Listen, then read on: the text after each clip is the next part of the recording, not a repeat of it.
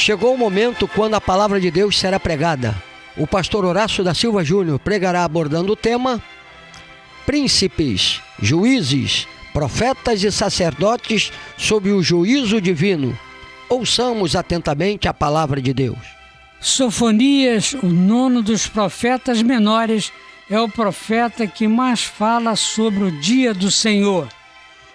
Outros mensageiros trataram do mesmo tema, mas nenhum com tanta profundidade e urgência. Em primeiro lugar, refere-se ao juízo divino que, certamente, viria sobre toda a terra. E para chancelar a sua mensagem, revela que Jerusalém seria em breve completamente destruída. Sofonias em hebraico significa o Senhor esconde ou protege. Ele era tetraneto do rei Ezequias. Durante o seu ministério, muito se preocupou com a decadência espiritual de sua nação. Por este motivo, não obstante sua ascendência real, criticou os pobres, os nobres sacerdotes e o povo. Em tudo, demonstrou uma coragem invulgar. Os pecados dos quais Sofonias acusava Jerusalém e Judá indicam que ele profetizou antes do reavivamento e reformas produzidas por Josias, o último dos reis justos de Judá, que fez o que era reto aos olhos do Senhor e andou em todo o caminho de Davi, seu pai, e não se apartou dele, nem para a direita, nem para a esquerda. Segundo o livro dos Reis, capítulo 22, versículo 2. Período este marcado pela iniquidade dos reis Manassés e Amon, que antecederam a Josias. A descrição que Sofonias faz das lamentáveis condições espirituais morais de Judá deve ter sido escrita por volta de 630 a.C. O objetivo de Sofonias foi advertir Judá e Jerusalém quanto ao juízo divino iminente e ameaçador. O juízo divino é chamado de o grande dia do Senhor. O profeta clama para que o povo reúna-se numa assembleia religiosa e arrependa-se e busque a Deus, porque nada poderá impedir o juízo divino, a menos que sinceramente brote um arrependimento, o que exigia urgência, pois estava prestes a se cumprir o embrionário decreto divino como recompensa da apostasia. Deus não quer que ninguém se perca, por isso chama o ser humano ao arrependimento. O apóstolo Pedro assim escreveu em sua segunda epístola, capítulo 3, versículo 9. O Senhor não retarda a sua promessa, ainda que alguns a tenham por tardia, mas é longânimo para convosco, não querendo que alguns se percam, senão que todos venham a arrepender-se. Em todas as épocas de apostasia, Deus sempre sustentou alguém. Nos dias do profeta Elias, Deus conservou no meio do povo de Israel 7.000 que permaneceram fiéis. A apostasia provoca a Deus e leva-o a abandonar o homem, conforme constatamos em Juízes capítulo 10, versículo 13, segundo o livro das Crônicas 15:2 e 24:20. O profeta Sofonias transmite da parte de Deus um último apelo, que se fosse atendido, o povo poderia escapar do juízo com suas calamidades. Insiste o profeta: buscai ao Senhor. Se atendessem ao apelo divino, seriam escondidos no dia da ira do Senhor. As cidades de Sodoma e Gomorra são lembradas pelo profeta como símbolo do castigo de um povo que rejeitou a mensagem divina e não se arrependeu. Deus conhece o caminho daquele que rejeita o seu conselho e não o tem por inocente. A vida tem dois caminhos. A vida do justo é contrastada com a vida do ímpio, conforme escreveu o salmista no Salmos de número 1, versículo 6. porque o Senhor conhece o caminho dos justos, mas o caminho dos ímpios perecerá. Este salmo descreve os pecadores impenitentes sobre 3 quadros horríveis. Primeiro, como uma moinha lançada para longe por forças que não se conseguem ver. Segundo, serão condenados na presença de Deus no dia do juízo. Terceiro, perecerão eternamente. No capítulo 2, versículo 3 do seu livro, o profeta Sofonias oferece esperança aos que já se haviam voltado ao Senhor. Exorta-os a aprofundar sua dedicação a Deus e aos seus caminhos. E o Senhor, quem sabe, haveria de protegê-los quando viesse castigar o povo.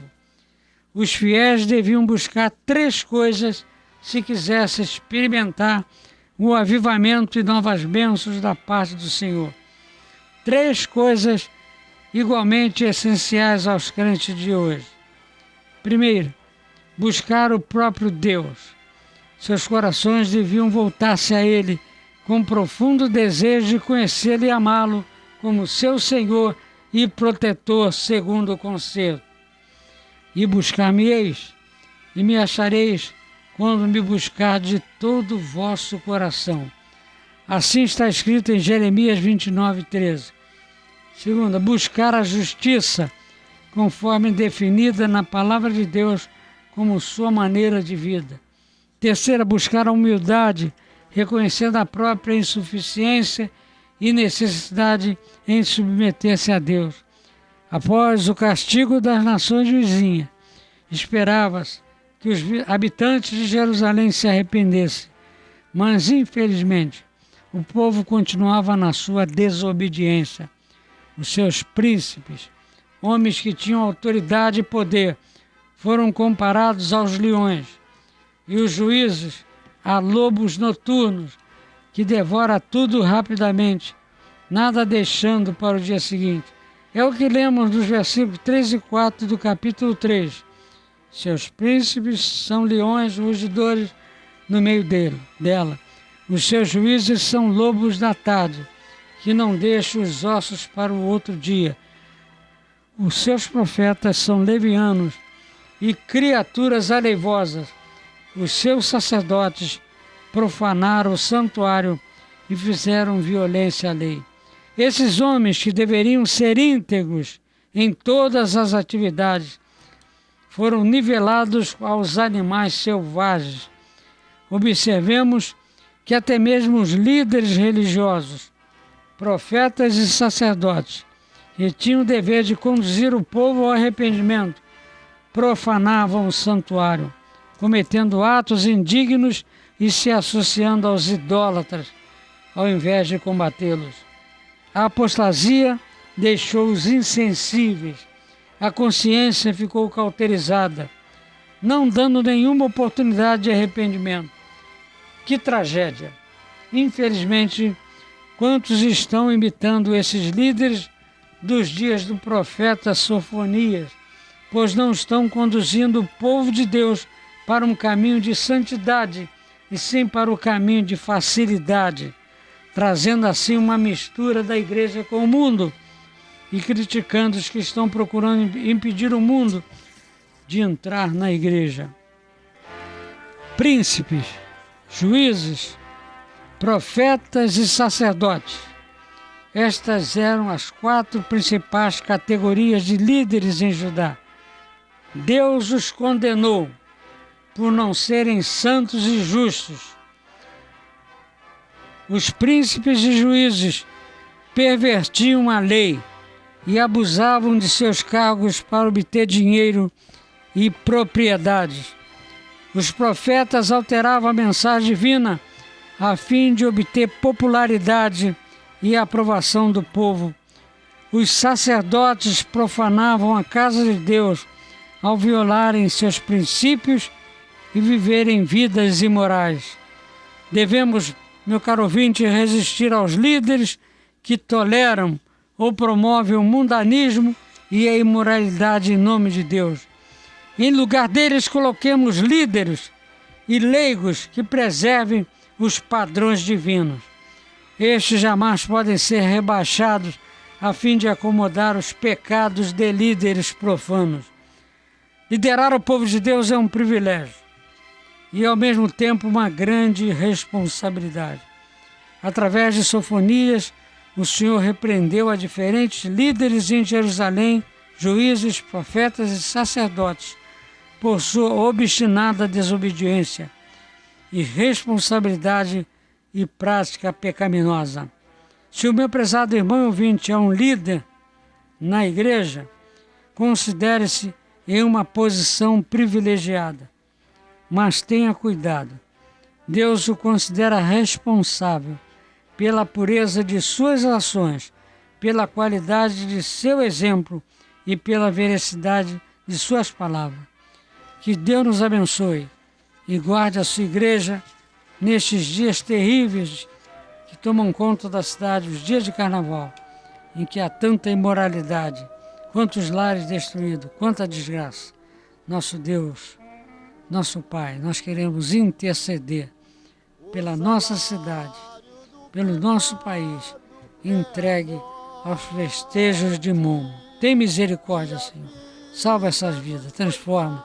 Que os governantes se compenetrem da sua responsabilidade. Oh Deus, cuida da tua igreja. Guarda os teus filhos nestes dias de tantas trevas. Guarda a tua igreja. Guarda o teu povo. Em nome de Jesus nós oramos. Amém.